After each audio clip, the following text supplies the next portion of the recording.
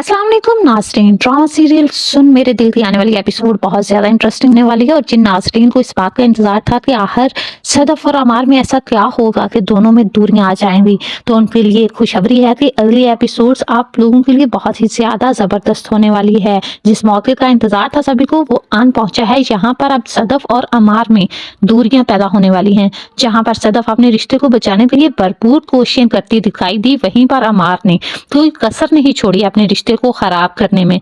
अमार ने सदफ की character assassination करके इस रिश्ते को खत्म करने में आखिरी कील ठोक दी है।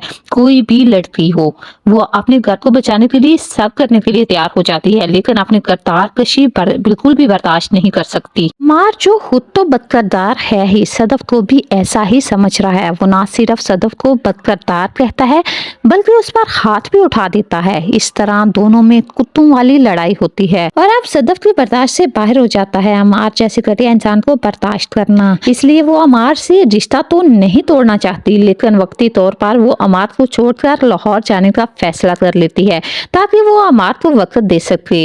लेकिन यहाँ पर अमार बजाय सदफ से माफी मांगने के उल्टा उसको मस्जिद ताने दे देता है कि मुझे पता है अब तुम्हें मेरी जरूरत नहीं रही। तो दूसरी तरफ सदफ की माँ सदफ को समझाती है कि मियाँ बीवी के रिश्ते में कंप्रोमाइज करना पड़ता है और समझौता तो फिर बीवियां ही करती हैं। लेकिन यहाँ पर सदफ अब अपनी माँ की कोई बात भी सुनने को तैयार नहीं है।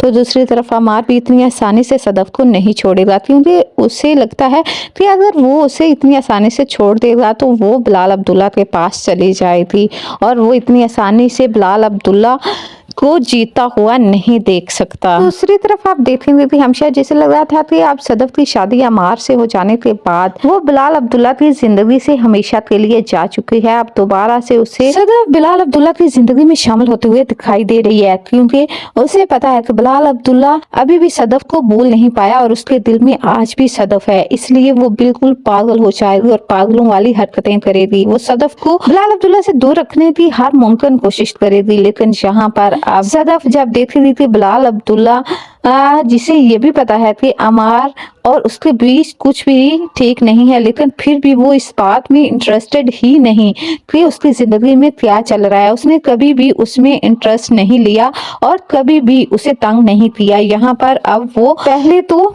गलत फहमी का शिकार हो गई थी बिलाल अब्दुल्ला के बारे में, लेकिन अब नहीं होगी और वो दिल ही दिल में बिलाल अब्दुल्ला को पसंद करना शुरू हो जाएगी।